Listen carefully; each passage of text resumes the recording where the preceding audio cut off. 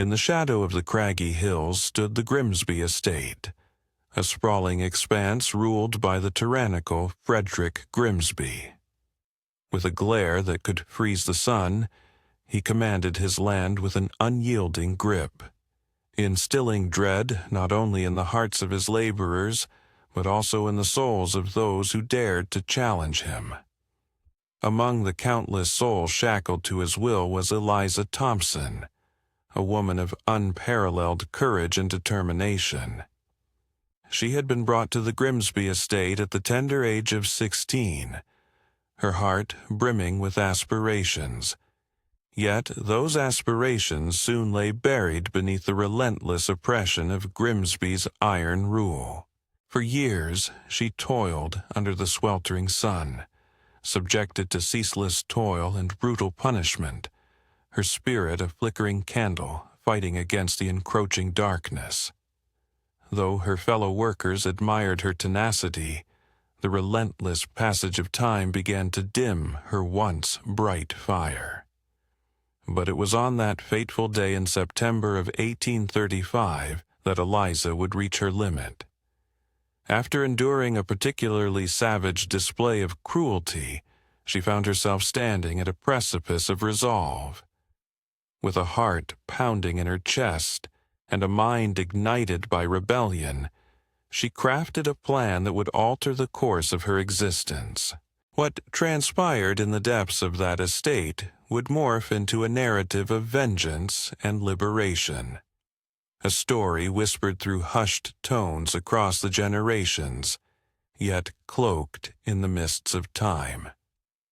The aftermath of that day would not only redefine Eliza's destiny, but also scar the very fabric of the community, a testament to the fierce spirit that rises from the ashes of despair. Eliza stood in the dim light of the workers' quarters, her heart pounding with the weight of what she was about to do. The flickering lanterns cast shadows that danced along the walls, mirroring the turmoil inside her. Outside, the wind howled, as if echoing her own restless spirit. She recalled the day Grimsby had ordered the whipping of young Thomas for a mere mistake, a slip of the hand that cost a few precious grains.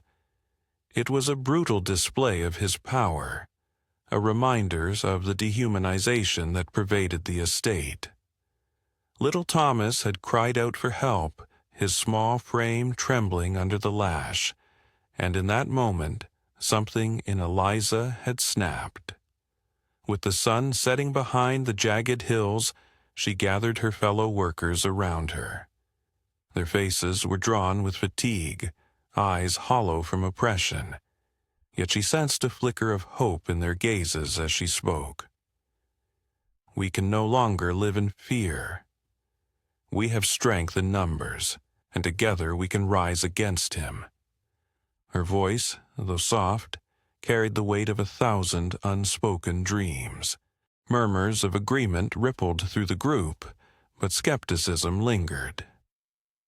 "What can we do against a man like Grimsby?" asked Clara, a weary woman whose hands were calloused from years of labor. "He has the law on his side, and the constables will never listen to us." "But he doesn't have our will," Eliza countered, her passion igniting the room. "We can spread the word. We can organize. If we can unite the workers and the townsfolk, we can make our voices heard. We must show Grimsby that we will no longer be silent, that we are no longer his cattle to be herded and slaughtered."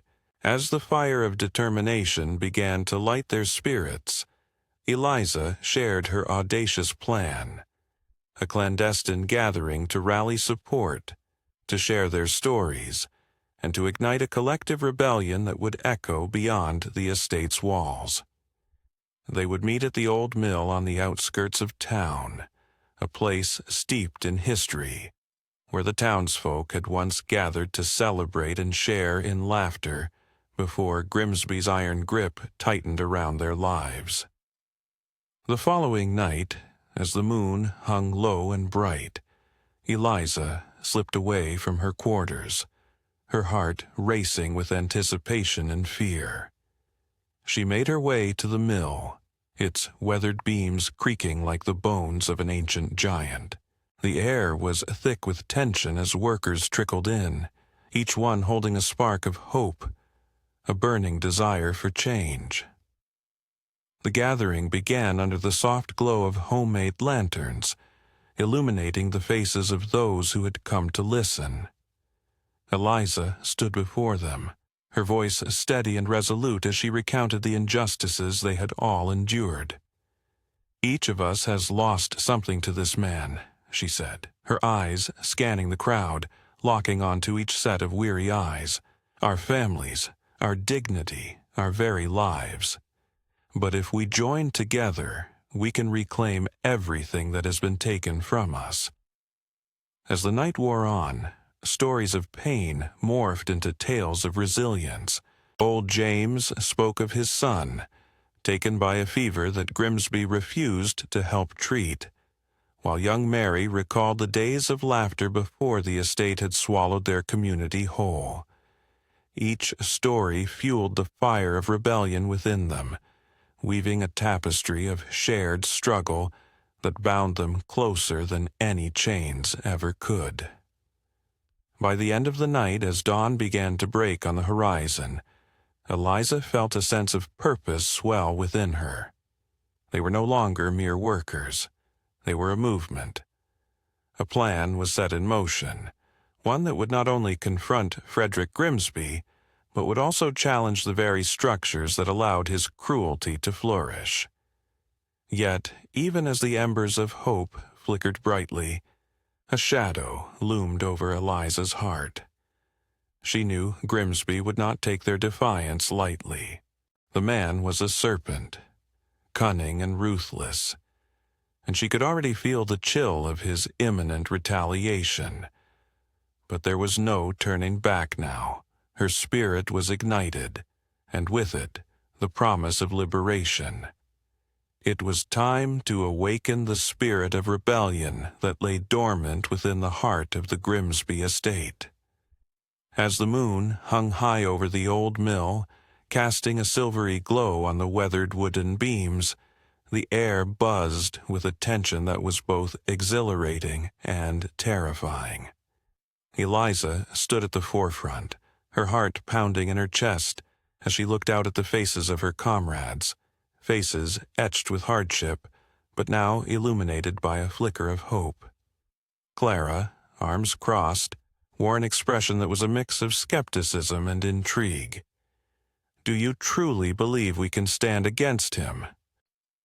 Clara's voice cut through the murmurs, drawing the attention of the gathered workers. "Frederick Grimsby is a man of power and cruelty. He has eyes everywhere." Eliza stepped forward, her resolve hardening. "He may have power, but we have each other. Together, we are stronger than his tyranny. We have lived in the shadows of his cruelty for too long. We must rise, not just for ourselves, but for those like Thomas who suffer under his rule." The mention of Thomas stirred a ripple of emotion among the workers. Old James, his weathered hands trembling, nodded vigorously. "She's right. I've lost my son to his whims. If we don't act now, we risk losing everything. We owe it to them, to the children who deserve a future free from Grimsby's chains." A murmur of agreement swept through the crowd, igniting a collective determination. Young Mary, her eyes wide with fear and excitement, spoke up. "What do we do then? How do we start?" Eliza took a deep breath, feeling the weight of responsibility settle on her shoulders. "We need to gather our strength. We will create a network, a way to share information and support one another. We will spread the word quietly, let others know they are not alone. But above all, we must remain vigilant. Grimsby will not take our rebellion lightly." Just then, a loud creak echoed through the mill, and every head turned toward the sound. The shadows seemed to deepen as a figure emerged from the darkness. An unexpected visitor. It was Samuel, the blacksmith from the town, known for his fierce independence and skill. His presence sent a ripple of surprise through the workers. "I overheard you planning," he said, his voice low but steady. "I know the people of this town are ready for change, but you must tread carefully. Grimsby has enemies, and if you can unite them, you may stand a chance." Eliza's heart raced at the thought of allies beyond the estate. "What do you mean?" Samuel stepped closer, his expression grave. "There are whispers of discontent among the townsfolk. Many suffer from Grimsby's greed. If you can inspire them, if you can show them that rebellion is not just a dream, but a possibility, you could turn the tide." Clara unfolded her arms, her skepticism waning as she exchanged glances with Eliza. "Maybe we could distribute flyers, call for a larger meeting." "Yes," Eliza interjected, excitement bubbling within her. "A gathering in the town square. We can share our stories, invite others to join us. Let them see they are not powerless." As talks of plans and strategies filled the air, the mood shifted from apprehension to action. The workers began to discuss the logistics of their impending rebellion, forming small groups to strategize and assign tasks. Old James and Mary began sketching out a rough map of the estate, identifying places that could serve as safe meeting points. But even as they made plans, a dark cloud loomed overhead, an unspoken fear of Grimsby's retaliation. In the distance, the estate's silhouette loomed like a prison, reminding them of the dangers that lay ahead. Eliza understood that the path to liberation was fraught with peril, yet she could feel the fire of determination igniting within her comrades, and she refused to let fear extinguish it. As the night wore on, laughter and voices echoed through the mill, a sound that had long been silenced under Grimsby's oppressive rule. The workers were no longer just laborers but dreamers of a new tomorrow, united by a common cause. The air was charged with possibilities, and Eliza could almost taste the freedom they sought. It was the dawn of a reckoning, and the first seeds of rebellion had been sown. Would they bloom into a movement powerful enough to topple a tyrant? Only time would tell. But Eliza was determined to fight for that chance. As the moon cast its silvery glow over the old mill, Eliza stood at the center of the room, her heart pounding with a mix of excitement and trepidation. The flickering lanterns illuminated the faces of her fellow workers, each marked by lines of hardship but now tinged with a spark of defiance. Tonight marked a turning point. Tonight, they would take their first steps toward liberation. "Listen closely," Eliza called, her voice steady and unwavering. "We've endured enough suffering at the hands of Frederick Grimsby. He sees us as nothing more than tools to be used and discarded. But we are more than that.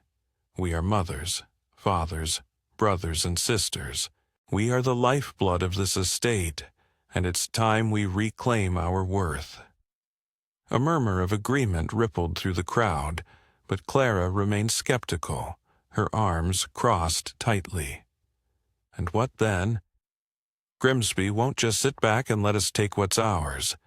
He has the law on his side and the guards to enforce it. We're outnumbered and outmatched." Old James stepped forward, his voice gruff yet resolute. "Clara, you speak the truth about Grimsby's power, but power is nothing without fear. If we stand together, he will have no choice but to reckon with us. We need to show the townsfolk that we're not afraid to fight back. We must awaken them from their complacency. Young Mary, Her eyes, shining with hope, chimed in. What if we organize a march? A peaceful demonstration in the town square. We can invite others to join us, to stand in solidarity. If they see us united, they might realize they have the strength to challenge Grimsby too. Samuel nodded, a thoughtful expression crossing his face. It's a bold idea, Mary, but we must plan meticulously. Grimsby will not be caught off guard. We'll need to keep our numbers secret until the right moment. I can talk to some of the blacksmiths and tradespeople in town. They're disgruntled too. I can feel it. Encouraged by the exchange of ideas, the workers began to brainstorm logistics, each contributing their skills and connections.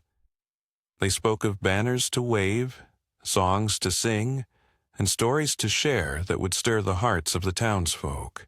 The air grew thick with determination as they plotted their course. The fear that had once dominated their lives now replaced with a shared vision of freedom. As the night deepened, Eliza felt an unshakable sense of purpose course through her veins. They would not be silenced any longer.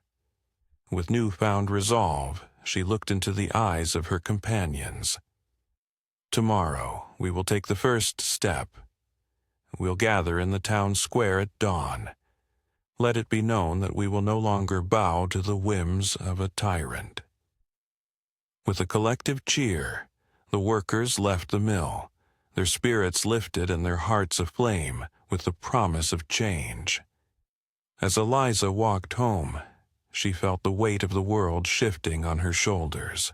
For the first time, she dared to imagine a future free from Grimsby's grasp, a future where laughter echoed in their homes and children played without fear. But unknown to them, Frederick Grimsby was already aware of the stirrings among his laborers. Seated in his grand estate, he brooded over a glass of dark whiskey, his face a mask of fury and disdain. They think they can rise against me, he sneered, the firelight dancing in his cold, calculating eyes. Let them gather. I will crush their spirits before the sun rises on their foolish dreams. As dawn approached, the stage was set for a confrontation that would change the course of their lives forever, teetering on the precipice of rebellion and oppression, hope and despair. The struggle had only just begun. As the first light of dawn broke over the horizon, casting a golden hue across the Grimsby Estate, Eliza stood resolute at the edge of the mill. The chill of the morning air bit at her skin, but the warmth of her determination ignited her spirit. She could see the silhouettes of her fellow workers gathering in the town square, their faces a mixture of anxiety and hope. Remember, Eliza spoke as she stepped onto a crate to address the growing crowd, we are not alone.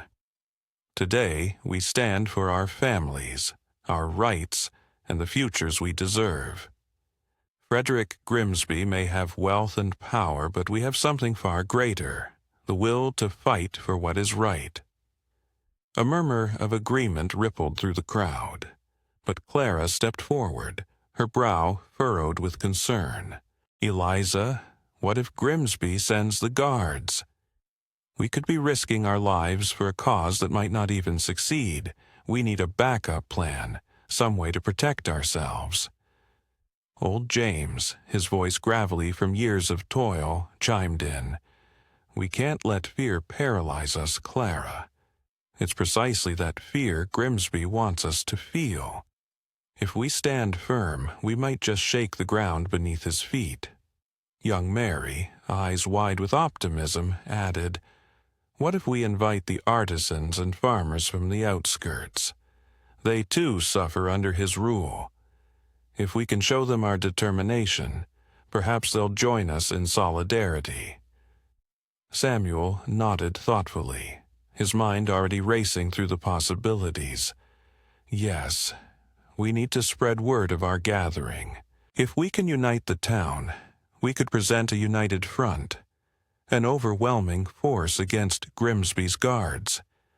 But we must act swiftly. Time is not on our side.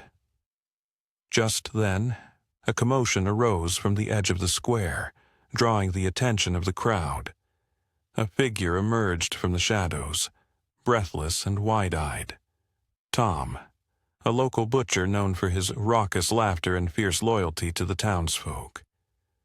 "You won't believe what I just heard," he exclaimed, pushing through the growing crowd. "Grimsby's men are patrolling the outskirts of town, looking for anyone who might be plotting against him. They've already captured a few of our own." Gasps ensued, the weight of the news settling heavily on the hearts of the workers. Clara's face turned pale. "We have to act now, Eliza. If they're hunting us, every moment we wait is a moment we risk losing everything." Eliza's resolve hardened. "Then we do not wait. We move now, but we must be clever. We'll split into small groups to gather support. If we can spread the word without drawing attention, we could rally more people to our cause. We meet again here at noon, and by then, we'll have allies ready to stand with us." Determination flickered in the eyes of her comrades, a fire ignited by the urgency of their situation. As they began to disperse, whispers of courage filled the air amidst the fear.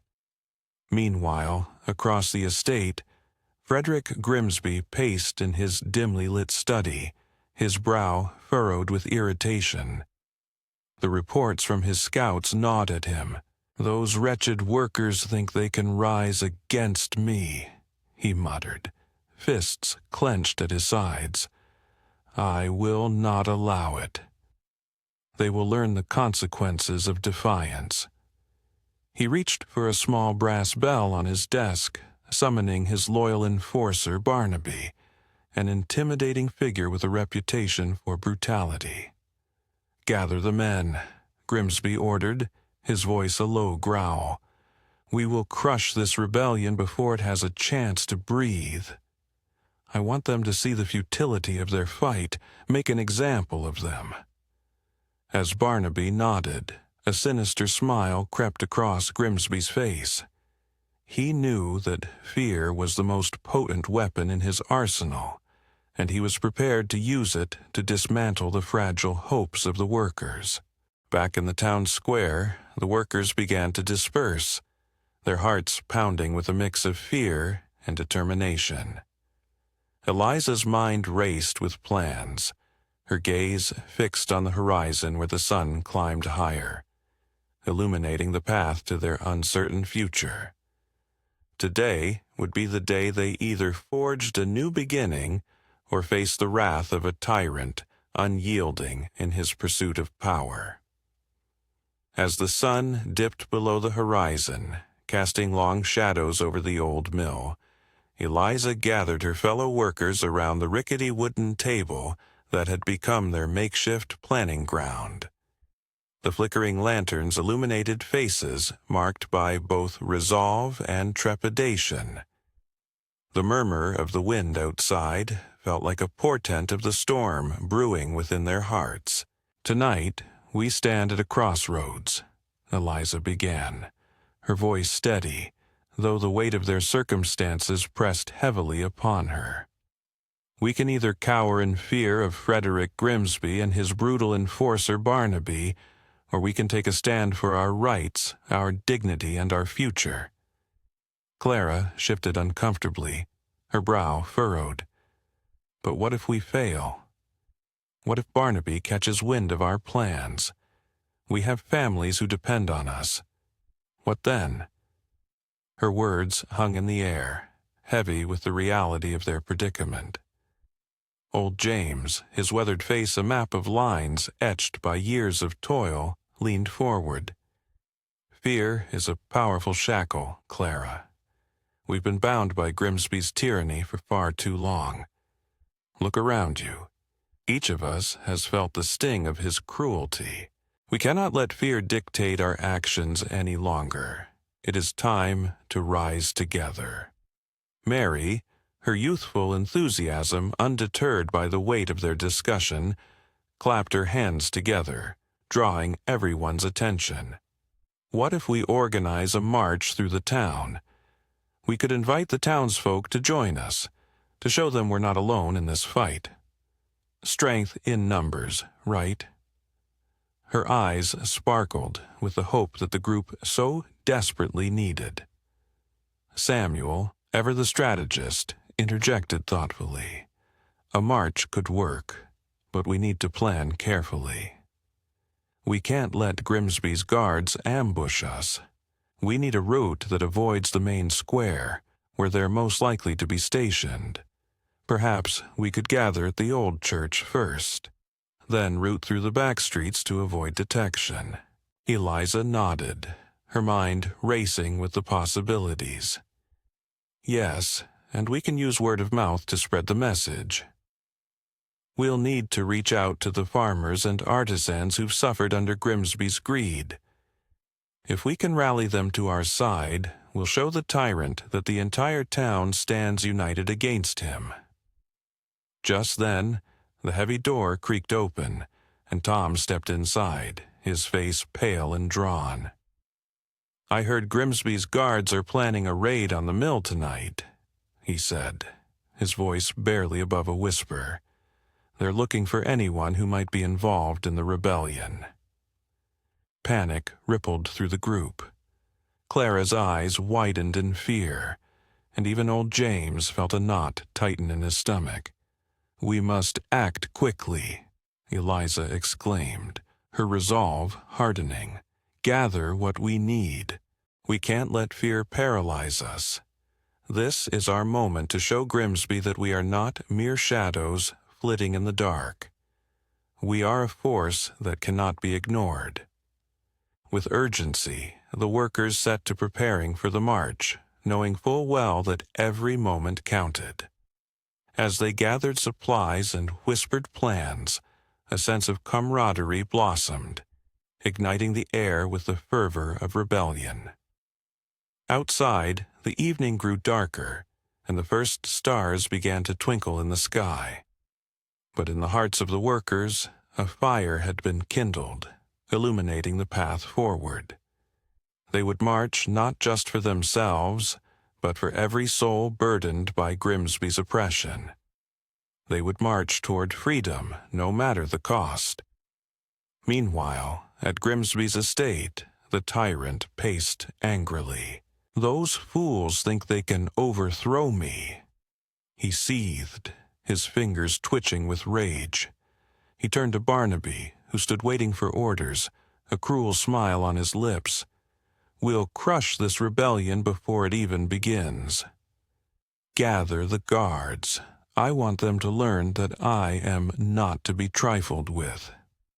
Barnaby cracked his knuckles, eager for the hunt. "They won't know what hit them, sir." Back at the mill, the workers finished their preparations, the tension palpable as they exchanged glances, each one silently affirming their commitment to the cause. They knew the risks, but the call of freedom was louder than their fears. With Eliza leading the way, they stepped out into the night, the sound of their collective heartbeat echoing in the silence, ready to challenge the darkness that had long held them captive. As dawn broke over the town, the sky painted in hues of orange and pink, Eliza stood at the front of the old mill, her heart pounding with a mix of adrenaline and trepidation. The workers had gathered, their faces a tapestry of emotions. Determination flickered in some eyes, while others glimmered with uncertainty. Clara, standing a few steps back, wrung her hands anxiously, her gaze darting to the shadows where Grimsby's guards often lurked. "Today is not just another day," Eliza began, her voice rising above the murmurs. "Today, we make our stand. We are not just workers. We are the backbone of this town. We deserve to be heard, to claim our rights. Are you with me?" A collective murmur of agreement rippled through the crowd, but Clara's worried face remained. Beside Eliza, old James stepped forward, his weathered hands raised. "Let us not be blinded by our fervor. We must be clever in our actions. Samuel, what say you?" His voice, though gravelly, commanded respect. Samuel, with his keen mind always a step ahead, nodded thoughtfully. "I propose we split into smaller groups. We can gather support from the artisans and farmers while diverting the guards' attention. If we can unite their voices with ours, we stand a much better chance." His proposal earned nods from several in the crowd, but Clara remained still, her brow furrowed. "Have you forgotten Barnaby?" She finally spoke up, her voice trembling. "He's out there, watching our every move. If we split up, we risk being picked off one by one." The weight of her words hung in the air, a stark reminder of the reality they faced. Young Mary, ever the beacon of optimism, stepped in beside Clara. "But we can't let fear bind us. What if we used it to our advantage? If we spread out, we can create distractions. While some of us rally support, others can lure the guards away from the town square." Her bright eyes sparkled with hope as she spoke, igniting a flicker of courage among those who had begun to doubt. Eliza considered this. "Mary's right. We can be clever, and we will be. We must act, but we must act with purpose." Just then, Tom rushed into the gathering, his face flushed with urgency. "I've just heard from the market. Grimsby has ordered extra patrols. They're expecting trouble. We need to move fast." The tension in the air thickened, the urgency palpable. Old James turned to Eliza, his voice steady. "Then let's not waste another moment. We can't let Grimsby dictate our actions any longer. We'll gather support and march to the square. We'll show them our unity." The workers began to murmur again, a mix of fear and resolve igniting in their hearts. Eliza took a deep breath, feeling the weight of her role as their leader. "All right, let's split into groups. We'll meet back here just before noon, and then we march. Remember, keep your heads down and your spirits high. This is our moment." As the workers dispersed, Clara lingered, her heart pounding with worry. "Eliza, wait." She caught up to her, her voice low. "What if they catch us? What if we don't make it back?" Eliza placed a reassuring hand on Clara's shoulder. "We will make it back. Together we are strong. We have to believe that what we're fighting for is worth the risk. Remember, every great change comes with a price." With a final nod, Clara joined the others, a flicker of determination sparking in her chest.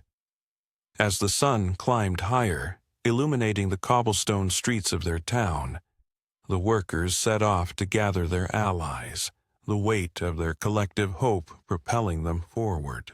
Unbeknownst to them, Barnaby lurked in the shadows, watching their every move with a predatory gaze. He had heard whispers of their plan and meant to snuff out their rebellion before it could ignite. As he signaled to his guards, a sinister smile crept across his face. "Let's see how brave they really are," he murmured, anticipation coursing through him. The day was far from over, and the stakes had never been higher. Each passing moment brought the workers closer to their destiny, whether it would be in triumph or despair. But one thing was certain, the battle for freedom was about to begin. As night fell over the small town, a blanket of darkness cloaked the mill, where the workers huddled close together, their breath visible in the chilly air.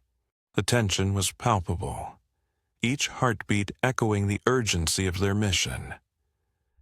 Eliza stood at the forefront, her eyes glinting with determination as she addressed the gathering.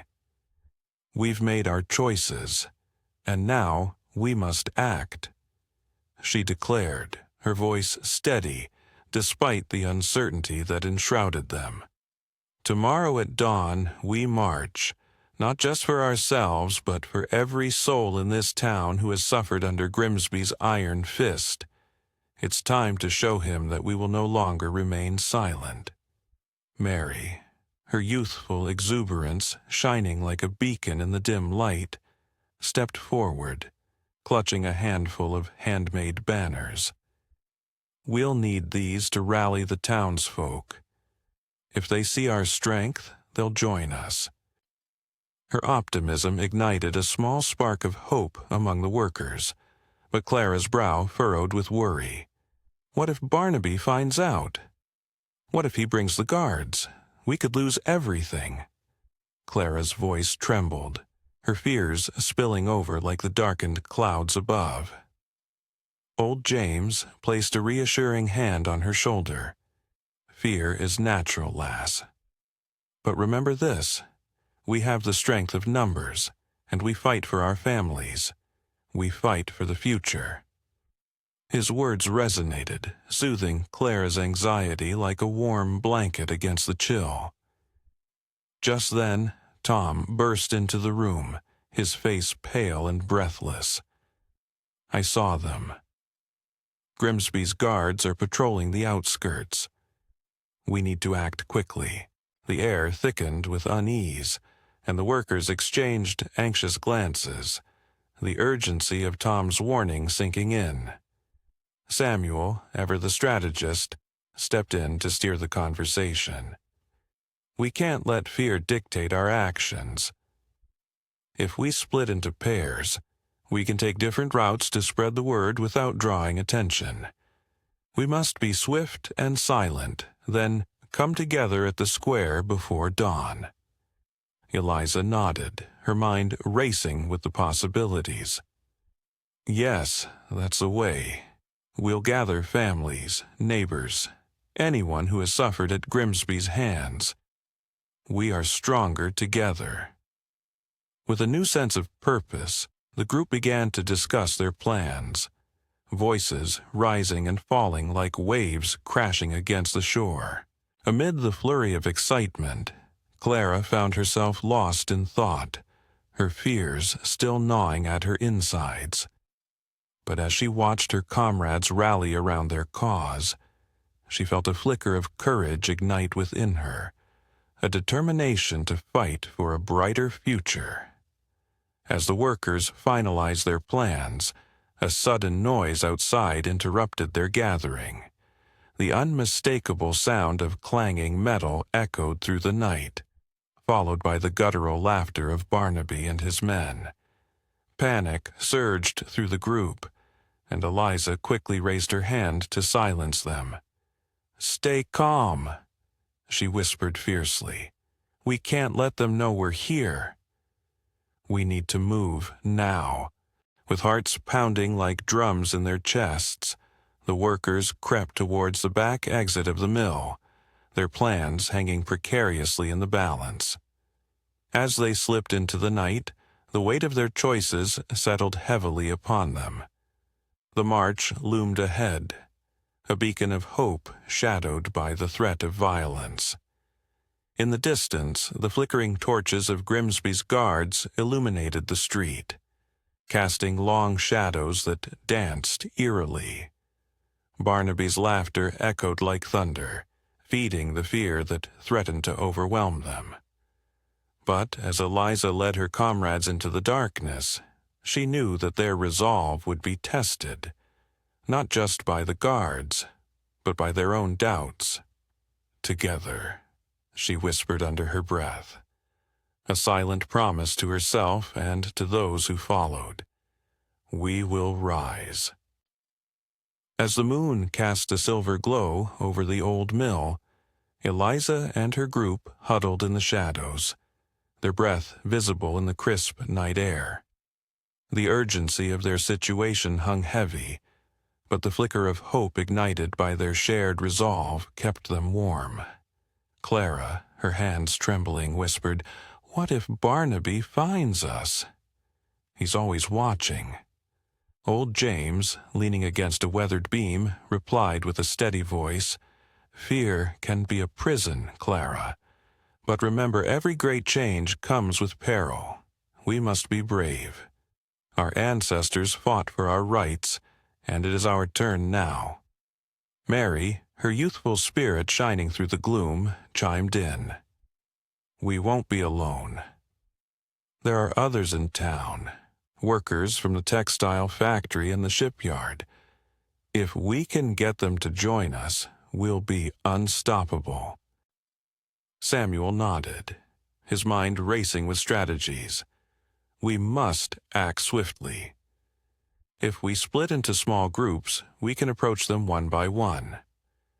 There's a tavern near the docks where the shipyard workers gather. I can go there and speak to them." His voice held a quiet confidence that reassured the group. "Tom, you should take another route to the textile factory. Your familiarity with the workers there will help you." "I'll bring them," Tom replied, determination lighting his eyes. "But we have to be careful. The guards are on high alert. If they catch wind of us, it could spell disaster." As they plotted their next moves, a sudden commotion erupted outside the mill. The distant clatter of boots echoed ominously, accompanied by the unmistakable bark of a command. "Search the area. They must be nearby." Barnaby's men were making their rounds, and the workers' hearts raced. Eliza's mind raced as she quickly gestured for silence. "Quick! We need to hide." They ducked behind crates and old machinery, the air thick with tension. Eliza could feel her pulse in her throat, the thrill of the impending confrontation mingling with fear. As the guards drew closer, she caught a glimpse of Barnaby himself, his hulking figure prowling like a predator. Just then, old James whispered, "If we're to be caught, we should not go down without a fight." He pulled a length of sturdy rope from his pocket, showing it to Eliza, whose eyes widened with understanding. "Not yet," she urged quietly, "but we may need it if it comes to that." As the guards' voices faded into the distance, a plan began to solidify in Eliza's mind. "When dawn breaks, we'll gather everything we can, rocks, sticks, anything to use as weapons. We can't let Barnaby intimidate us any longer. This is our moment." With the sun rising on the horizon, their spirits lifted, though the shadows of doubt still loomed. They knew that soon they would need to make a choice, to remain hidden in the safety of the mill or to step boldly into the light of the new day, ready to fight for their future.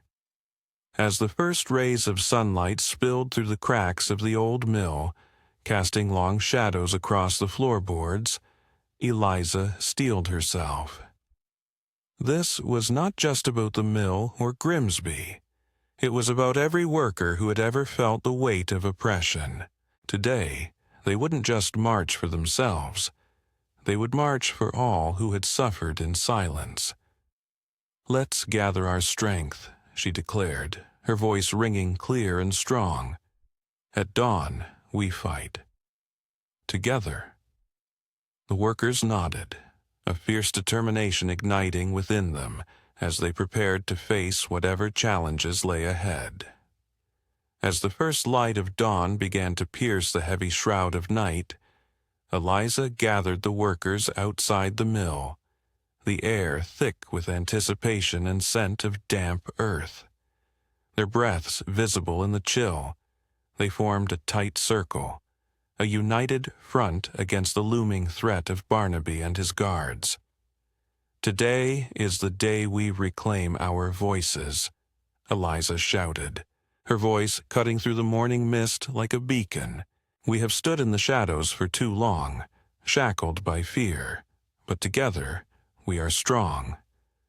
Mary stepped forward, clutching a vibrant banner she had worked on late into the night. The fabric, a tapestry of bold colors, bore the words, "Unity is strength."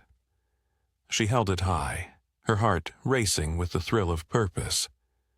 "We'll wave this banner over the town square for all to see. Let it be a symbol of our resolve." Clara, still wringing her hands, glanced nervously toward the distant sound of clanging metal. Guard patrols moving closer.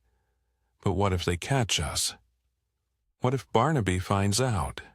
Her voice trembled, a stark contrast to the fervor around her. "Then we will face them together," old James interjected, his voice steady and reassuring. "Fear is a cruel master. Remember, courage is not the absence of fear, but the triumph over it. Do not let it rule you." Samuel, ever the strategist, pointed to a narrow alley that led to the town square. "We can use the back streets to avoid detection. If we time it right, we can reach the square before they do and gather the townsfolk to join us." His eyes sparkled with determination as he shared the plan. Tom, who had been scanning the horizon, returned with urgent news. "I saw more guards than I expected. They're mobilizing in greater numbers. We might be outnumbered." The somber reality of the situation loomed over them like a dark cloud. Eliza tightened her grip on her makeshift weapon, a sturdy stick she had fashioned into a staff. "I understand the risks," she said, her voice firm. "But remember why we fight. We fight for our future, for our children, and for the chance to live without fear. If we stand together, they cannot silence us." With a collective nod, the workers began to move toward the alley, their hearts pounding in unison. The sound of footsteps echoed behind them, growing louder, the tension rising with every step. The rebellion was no longer a distant dream. It was a tangible reality, and they were on the cusp of redefining their fate. As they reached the mouth of the alley, Mary turned to the group, her eyes sparkling with a mix of hope and fear. "Let's make our voices heard, for everyone who has suffered under Barnaby's rule." The workers surged forward as one, ready to face whatever lay ahead. The sun broke through the clouds, casting a warm golden hue over the cobblestone streets, illuminating their path toward freedom. They could hear the distant chatter of the townsfolk beginning their day, oblivious to the storm brewing just beyond their doorsteps. As they approached the town square, the echoing sound of their footsteps created a rhythm, a chant of defiance that would soon reverberate throughout the town. This was their moment, and with every ounce of courage they possessed, they would make it count. Just as they reached the square, a figure emerged from the shadows, a familiar face, but one they had not expected. It was Martha, a former worker who had left the mill under Barnaby's oppressive regime, now standing defiantly at the edge of the crowd. "I'm with you," she shouted, raising her own banner high. "It's time to fight for our rights." With Martha's unexpected arrival igniting a new fire in their hearts, Eliza felt a surge of hope wash over the group. It was clear. Today was not merely a confrontation. It was the dawn of a new era. And together they would either rise or fall, united in their struggle for freedom.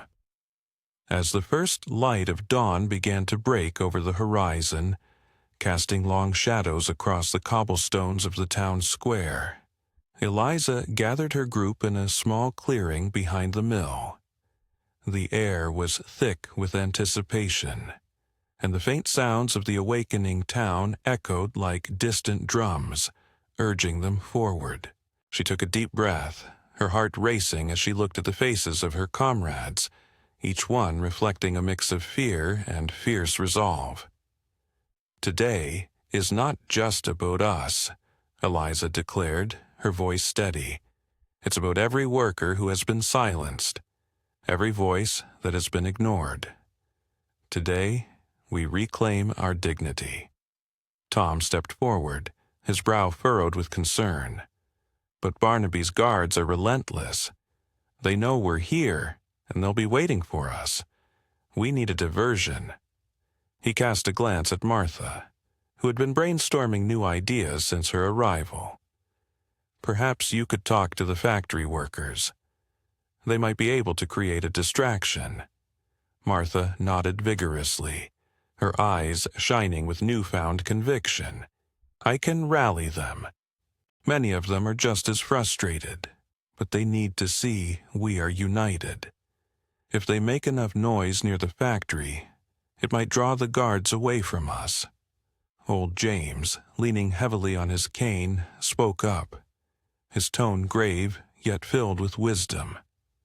"We must remember, it is not only the physical strength that we stand against, it is also the strength of our beliefs.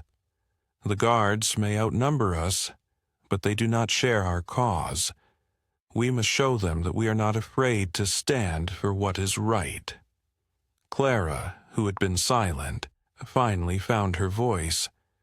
"But what if something goes wrong? What if we get caught?" Her hands trembled slightly, betraying her anxiety.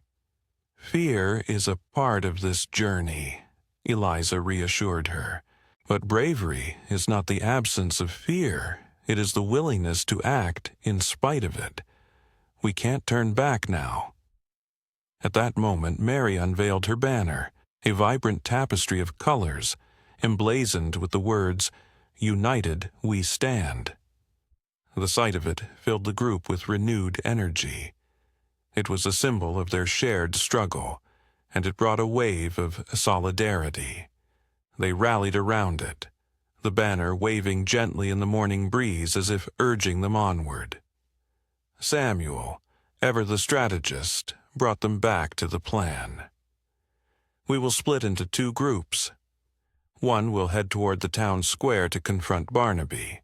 The other, led by Martha, will incite the workers at the factory. We must time it perfectly. When the guards are drawn away by the ruckus, we'll seize our moment." With their roles defined, the group felt the weight of their decision settle upon them.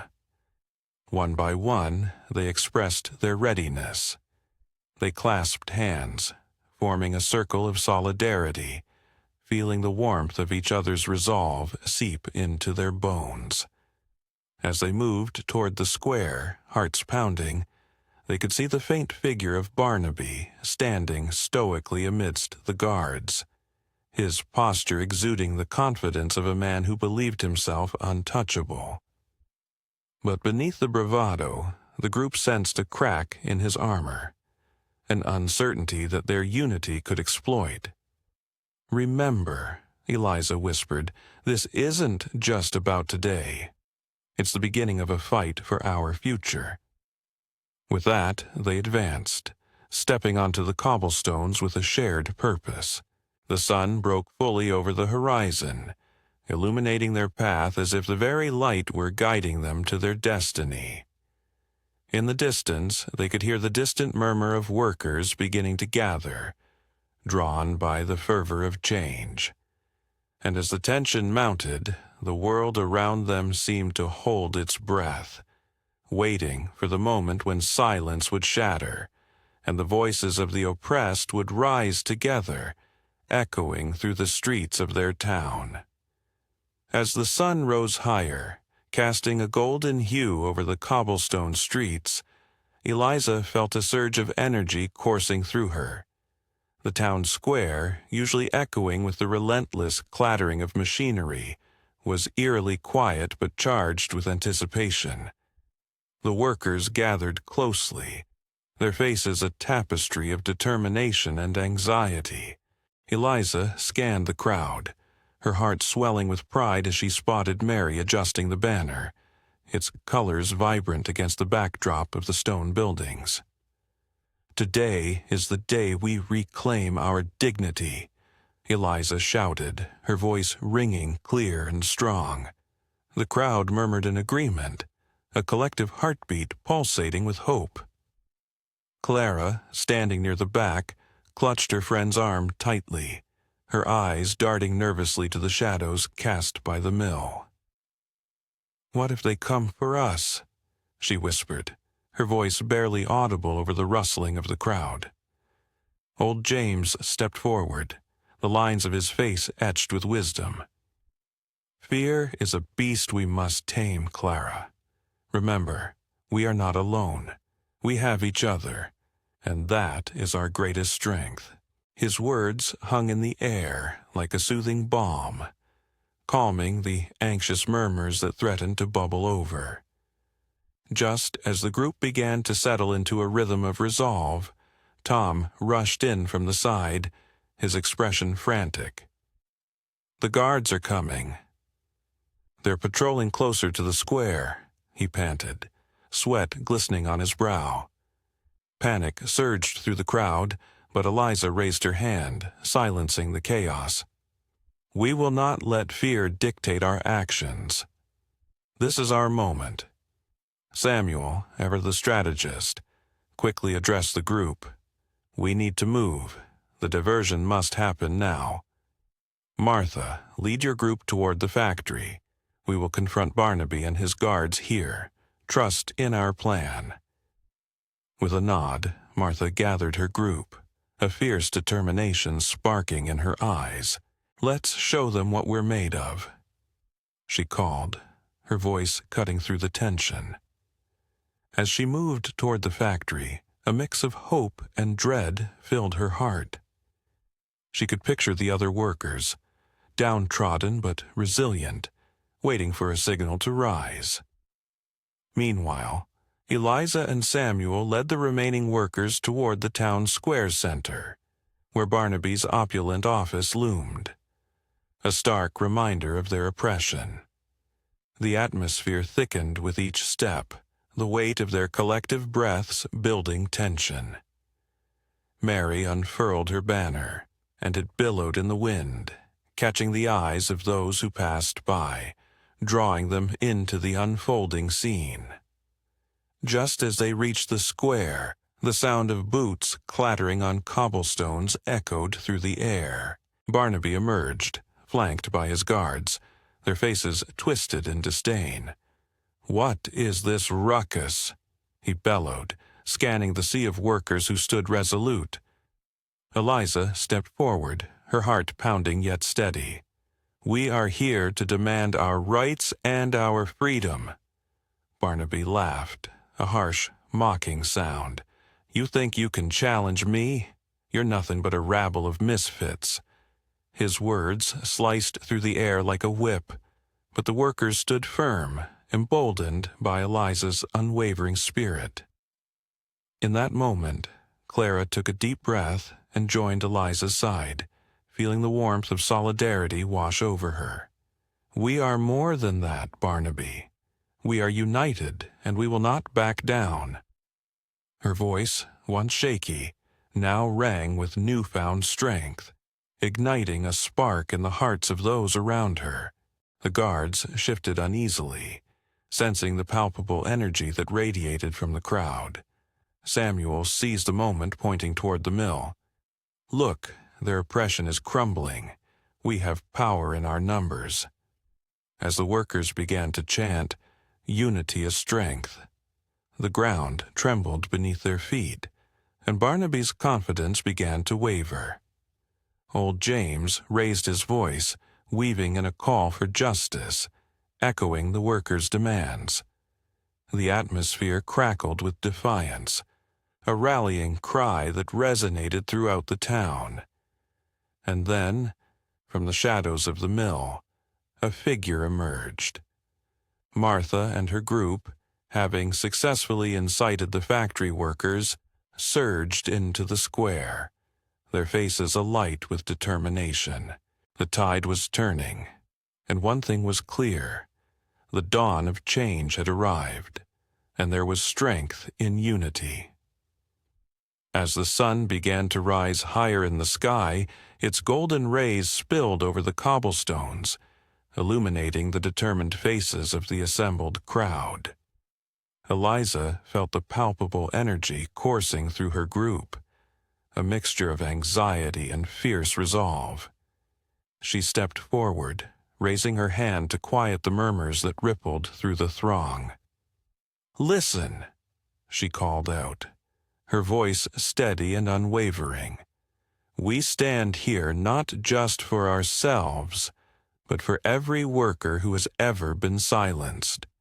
Today, we will show Barnaby that we are not just shadows in his factory. We are the heart of this town." The workers erupted in a chorus of cheers, their fists raised high, a symphony of rebellion that echoed through the narrow streets. Clara, emboldened by Eliza's words, found her voice as she stepped beside her leader.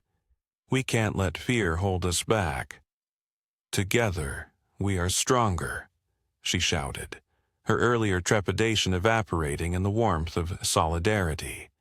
The crowd responded with renewed fervor, chanting slogans that echoed off the mill's brick walls. "Rights for workers, stand and fight," they cried, a rhythmic pulse that resonated deep within their collective spirit. At the edge of the square, Tom's eyes darted toward the guards stationed at Barnaby's command. He nudged Samuel, who stood beside him, a furrow of concern etched into his brow. "They're starting to move. We need to act fast. If we wait too long, they'll close in on us." Samuel nodded, already formulating a plan in his mind. The distraction was their best shot, but time was slipping through their fingers like sand. Just then, Martha emerged from the crowd, flanked by a group of factory workers, their faces painted with determination. "We've spread the word. They're coming," she announced, her voice ringing with excitement.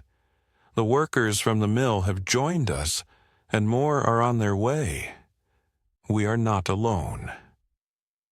The news sent a shockwave of hope through the crowd, igniting their spirits like dry kindling.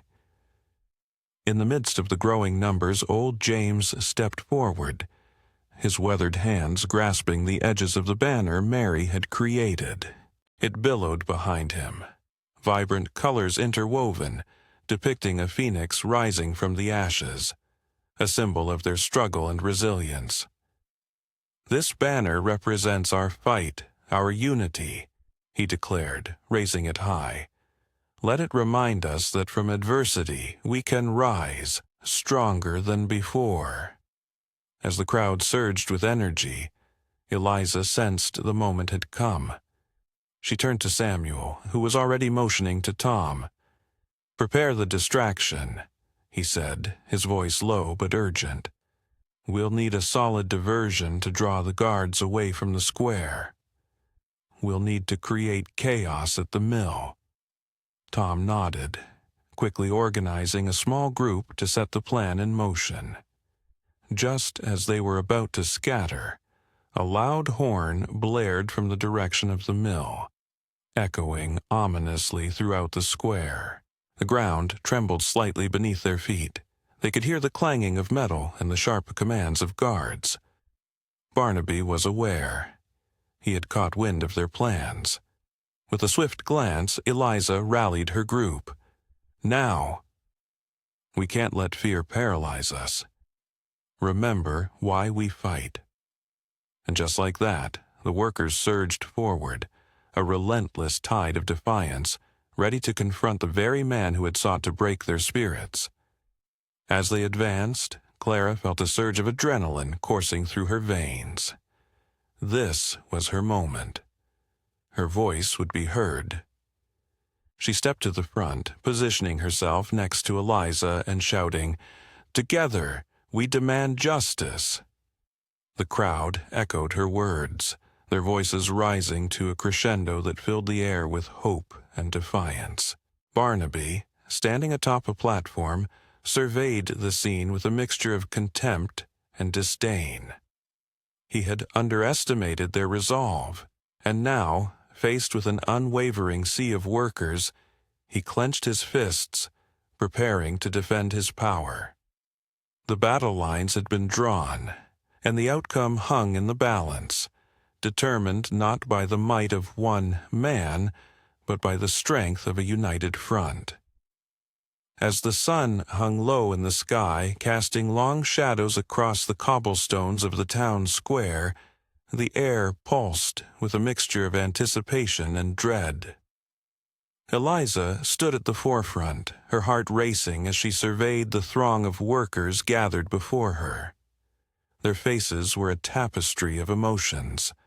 Fear mingled with hope, uncertainty intertwined with resolve. "Today," she called out, her voice rising above the murmurs, "we stand together, not just for ourselves, but for the generations yet to come. We will not be silenced any longer."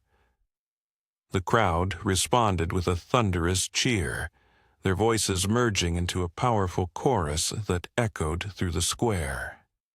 Clara, now emboldened by Eliza's words, stepped forward. "If we are to win this fight, we must show them that unity is our greatest weapon," she declared, her previously trembling hands now raised defiantly. The crowd erupted in applause, rallying around her newfound bravery. Old James, his weathered face illuminated by the fighting light, lifted his staff high, the symbol of their cause, the tattered banner, fluttering in the breeze. "Remember, my friends, the strength of a single spark can ignite a fire. Let us be that spark," he bellowed, and the workers responded with a chant that reverberated through the square. "For our rights, for our future." Just then, Tom rushed back into the fold, his breath coming in quick gasps. "They're closer than we thought," he panted, casting anxious glances over his shoulder. "We have to act now before they surround us." Samuel nodded, quickly assessing the situation. "We need to split the group. Martha, take your team and head toward the east entrance of the factory. Create a distraction. The rest of us will hold the line here." He glanced at Eliza for confirmation, and she nodded resolutely. "Let's do it," Eliza shouted, her voice cutting through the tension. "Together, we will show Barnaby that we are not afraid." As Martha and her group darted toward the factory, Clara felt a surge of adrenaline. She turned to old James, who was now rallying the workers to form a human barricade. "What if they catch us off guard? What if we can't hold them back?" she whispered, her earlier confidence wavering. Old James placed a comforting hand on her shoulder. "Fear is a natural response, my dear. But remember, it is our spirit that will carry us through. We are fighting not just for today, but for tomorrow. Trust in your strength and the strength of those around you." Meanwhile, Martha and her team reached the factory's side entrance, their hearts pounding in unison. She signaled for silence, then whispered, "On my count, we create chaos." "Ready." A nod of agreement swept through her team. 1, 2, 3.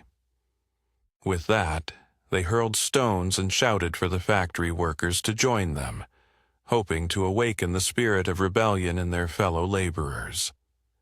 Back in the square, Eliza and Samuel braced themselves as the sound of marching boots drew nearer. The guards, a grim battalion led by Barnaby, appeared on the horizon, their faces set in grim determination. "They think they can intimidate us," Samuel urged the workers, gripping his makeshift weapon tightly. "We've come too far to back down now." As the guards approached, Barnaby's sneer was palpable. "You think this pathetic display will change anything? You are nothing without your machines," he hollered, trying to instill doubt. But the workers, undeterred, raised their voices in a united chant, drowning out his words. "We are the heart. We are the strength." In that moment, something shifted in the air. A spark ignited not just in the crowd, but deep within each worker's spirit. They were not just fighting for rights, they were fighting for their very identity. The tension crackled like electricity as the guards closed in, their formation tight and menacing. But the workers stood firm, their resolve unyielding. Eliza, with fire in her eyes, stepped forward. "You may wear uniforms and wield weapons, but you will never possess our spirit. We will rise, and we will not be broken." With that declaration, the crowd surged forward, a wave of determination crashing against the oppressive tide of authority. And as the battle for their rights unfolded, a new chapter of their story began, one that would forever change the fabric of their lives and the town they called home. As the sun dipped low in the sky, casting a fiery glow over the town square, the air grew thicker with anticipation. Eliza, her voice unwavering, stepped forward, her eyes scanning the determined faces of her fellow workers. "Tonight," she declared, her voice rising above the murmur of the crowd, "we make history. Every drop of sweat, every hour of toil has led us to this moment. We are not mere cogs in Barnaby's machine. We are flesh and blood, and we demand to be heard." The workers erupted in a chorus of cheers, their anger and hope intertwining like a vibrant tapestry. Clara, standing beside Eliza, felt a surge of strength as she clasped her hands into fists. "Together, we are a force," she shouted, her spirit ignited by the fervor around her. It was a call that resonated deep within the crowd, amplifying their resolve. Meanwhile, Tom and Samuel huddled at the edge of the square, their brows furrowed in concentration. "We need a diversion that draws their attention away from us," Tom said, glancing nervously towards the encroaching guards, their armor glinting ominously in the fading light. "What do you think, Samuel?" Samuel, with a spark of ingenuity lighting his eyes, replied, "Martha's distraction will be key. If we can create a scene at the factory entrance, it might buy us enough time to strategize our next move. We can't let them break our spirit before we even begin."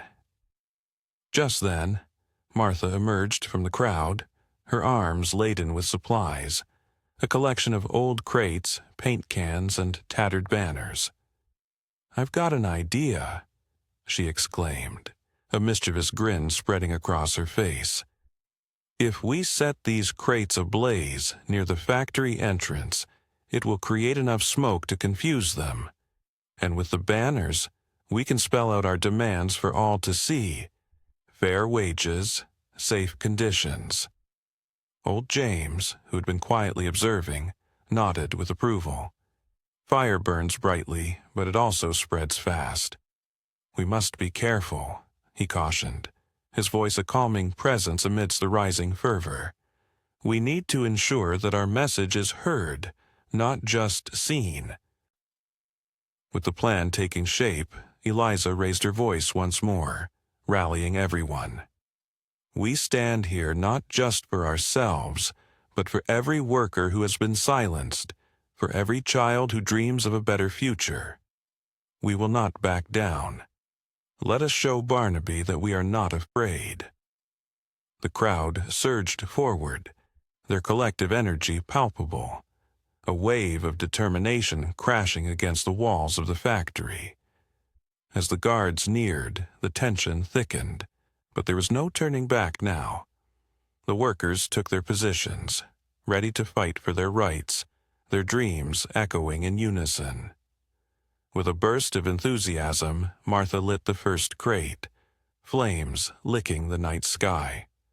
Smoke began to billow, and as chaos erupted, Eliza's voice rang out like a clarion call. Now, for our future, for our freedom. The guards hesitated. Confusion etched across their faces as they processed the unfolding scene. In that pivotal moment, the workers surged forward, united in purpose, their chants louder than the crackle of fire.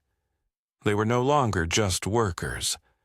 They were warriors of change, wielding hope like a banner, ready to reclaim their dignity from the hands of oppression. As the flames flickered in the gathering twilight, casting shadows that danced across the cobblestones, Eliza stood resolute at the forefront of the crowd. Her heart raced in rhythm with the chants rising from the throng. "We are not just workers. We are the backbone of this town," she shouted, her voice straining against the crackling of the fire. The crowd responded with a deafening roar, a collective affirmation of their identity and strength. Clara, emboldened by Eliza's words, felt a spark ignite within her as she squeezed the hand of the worker beside her. She glanced at old James, who nodded at her with a knowing smile, his weathered face alive with the fire of rebellion. "This is our moment, Clara. Do not falter," he urged softly, his voice steady amidst the chaos.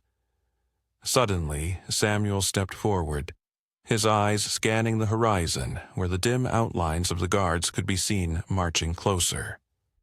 "We need a plan, and we need it fast. Martha, can you execute your distraction?" He called out, urgency lacing his tone.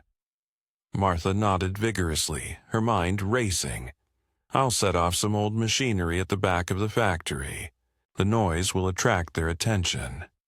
Once they're distracted, we can slip around them, push forward to the offices, and demand an audience with Barnaby." Her determination fueled a new spark in the crowd, who buzzed with excitement at the prospect of action. "Then let's do it." Eliza rallied, her passion spilling over. "We are not just here to make noise, we are here to be heard." She gestured toward the factory, where shadows moved like phantoms among the machinery. "Martha, lead the way. The rest of us will hold the line and keep their focus here until you're ready. Remember, solidarity is our greatest weapon." As Martha scurried off, the workers took their positions, forming a human barricade in front of the advancing guards. Tom, ever vigilant, moved through the ranks, whispering reassurances and keeping spirits high.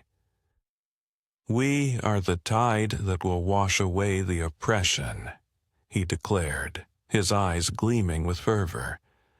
Then, just as the guards began to draw near, the sharp clanging of metal rang out from the factory. The noise echoed like a warning bell, reverberating through the square. The guards halted, confusion washing over their faces. They turned toward the noise, their formation breaking as they instinctively moved to investigate the source of the commotion. "Now!" Samuel shouted, and the workers surged forward, a tide of determination crashing against the remnants of fear.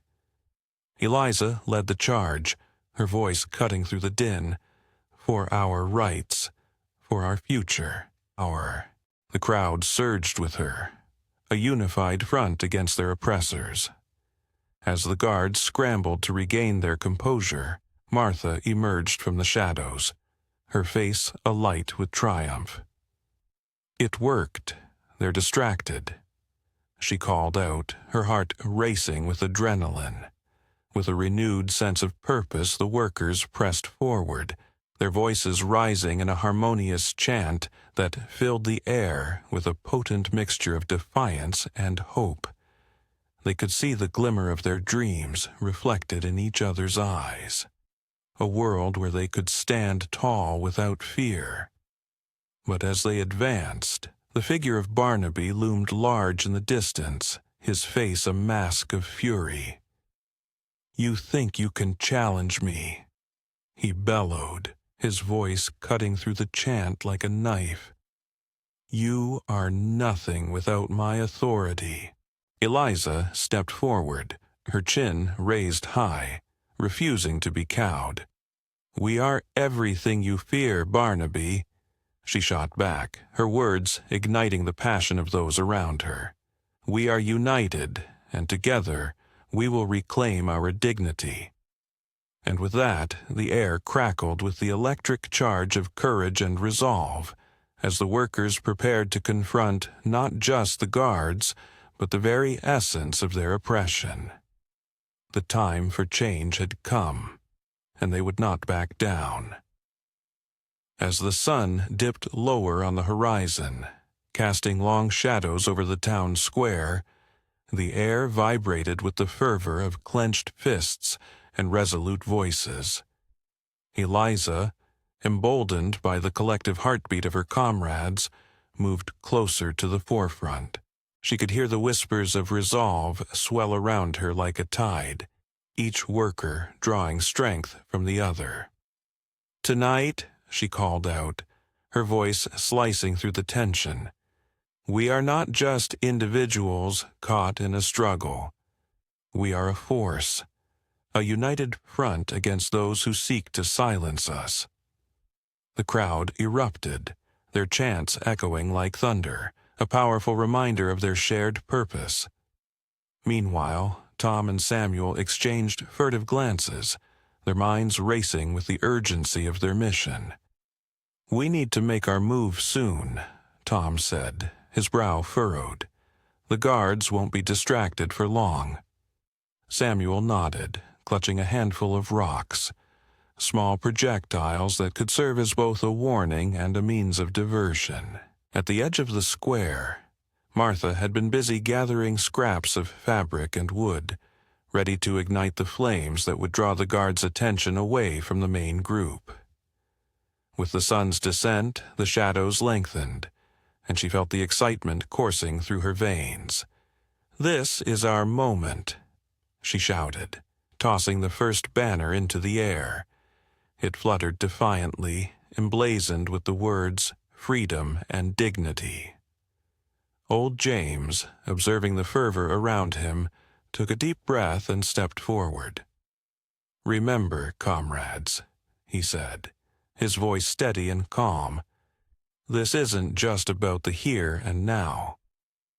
It's about the future we carve for those who come after us." His words hung in the air, a reminder of their shared responsibility. The crowd quieted momentarily, allowing the weight of his wisdom to settle before their spirits soared once more. But it was Barnaby, looming like a dark cloud, who shattered the moment. With his guards flanking him, he raised a hand, silencing the masses with a wave of authority. "You think you can disrupt the order of this town?" he bellowed, his voice dripping with disdain. "You are nothing without your jobs, and without those jobs you will be nothing." Eliza stepped forward, her heart racing but her resolve unyielding. "No, Barnaby. We are everything without your oppression. We are the lifeblood of this town, and we refuse to be silenced." As the tension escalated, Clara, sensing the coming storm, darted to the side and grabbed a handful of the makeshift torches that Martha had prepared. With a nod to Tom and Samuel, she signaled them to stand ready. "On my mark," she whispered urgently, her voice barely audible over the rising shouts. Just then, as if on cue, Martha ignited a bundle of rags, sending flames licking into the evening sky. The fire roared to life, casting a warm glow that danced wildly against the night, and the guards turned, their attention drawn away from the workers who now surged forward like a wave breaking against the shore. "Now!" Clara shouted, and the rocks flew through the air, clattering against the cobblestones and startling the guards. The momentary confusion allowed Eliza and her comrades to push forward, forming a human barricade that shielded those who were vulnerable. The atmosphere crackled with adrenaline and determination. As Eliza led the charge, her heart raced with both fear and exhilaration. They were not just fighting for their jobs, they were fighting for their dignity, their future, and the very essence of who they were. The struggle was no longer just a matter of survival. It had become a declaration of their existence.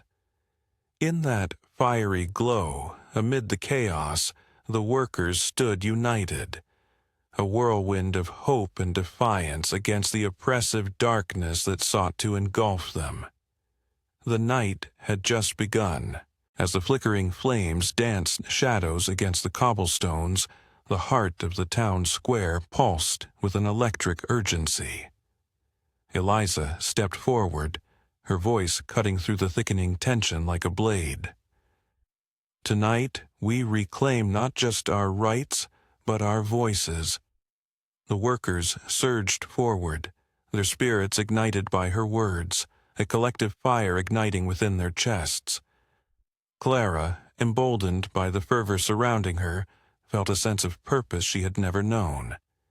"Together, we can't be silenced," she whispered to old James, who stood beside her, his lined face a tapestry of resilience and wisdom.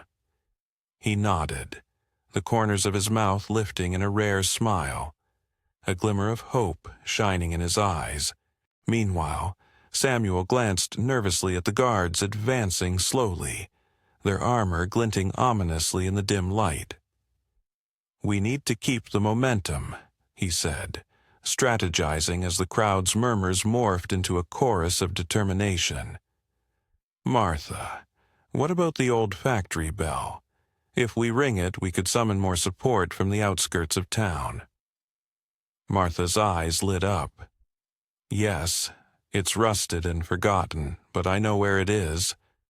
She darted away, her heart pounding with adrenaline as she imagined the sound echoing through the streets, calling their neighbors to join the cause.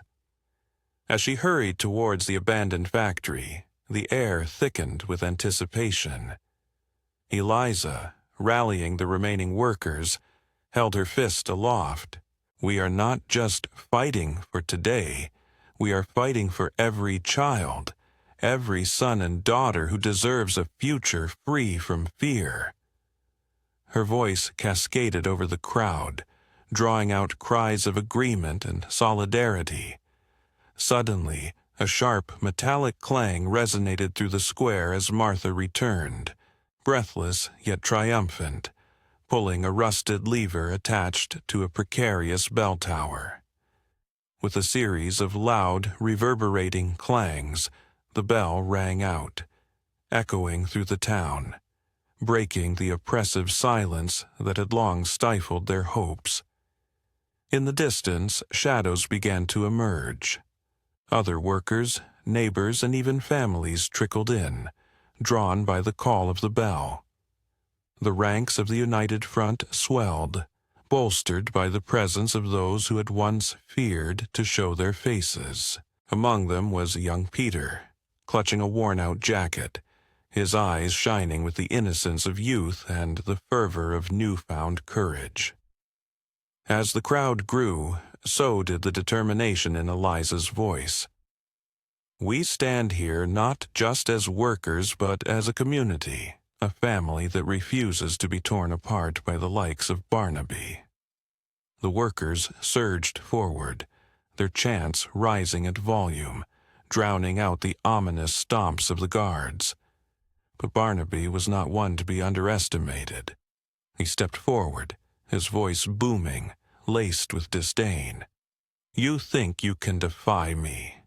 You're nothing without my hand guiding your lives." His arrogance sliced through the air, but it was met with a collective scorn from the crowd. Eliza, standing tall, met his gaze with unwavering resolve. We are everything without you. We are strength, we are unity, and we will not back down. The fervor in her voice spurred a wave of energy, lifting the spirits of those around her. Just as Barnaby raised his hand to command the guards, a thunderous crash echoed behind him. The old machinery, sent clattering by Martha's earlier distraction, had inadvertently taken down a section of the barricade, allowing a group of workers to rush forward, emboldened by the chaos. The crowd erupted into cheers, a chorus of voices demanding justice.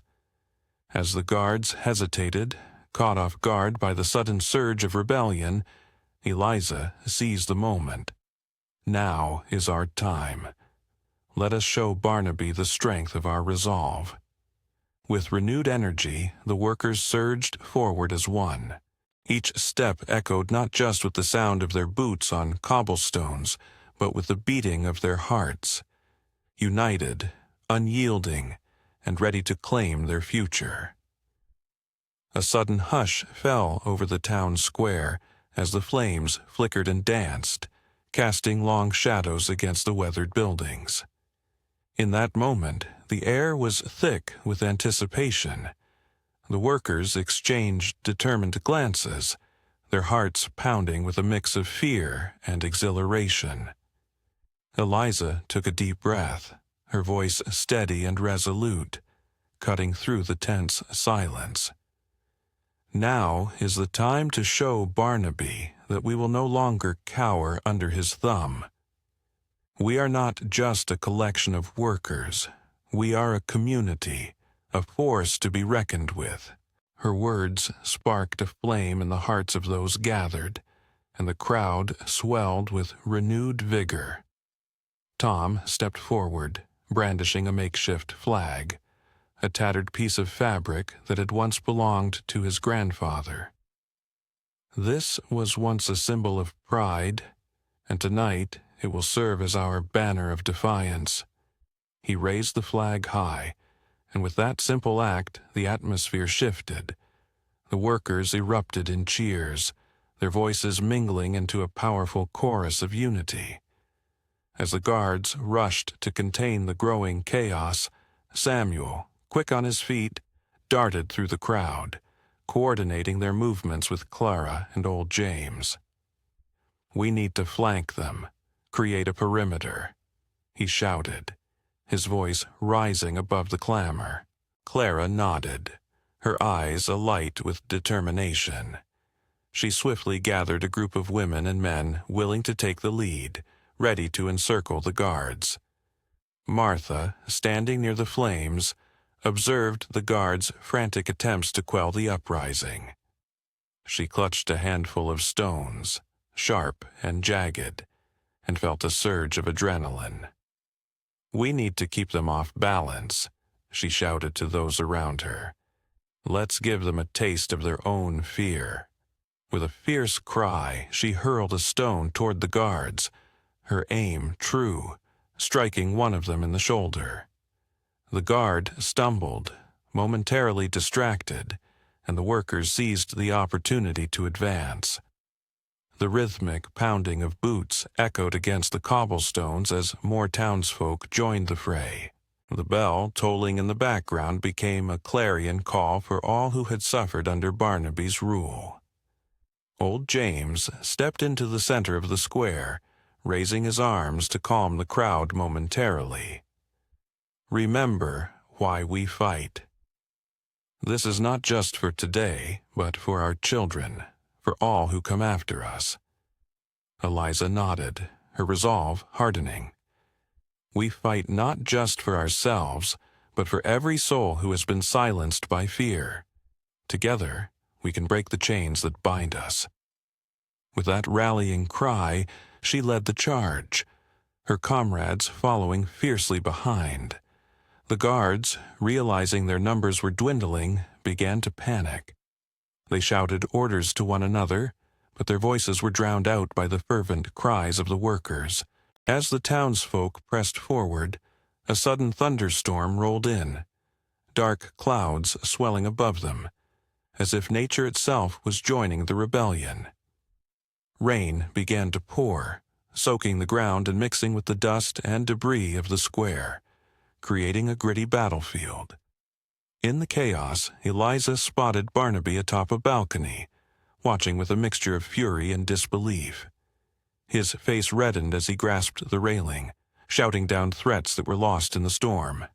"You are nothing without me. You won't win this fight," he bellowed, but the workers merely laughed, their voices rising defiantly in unison.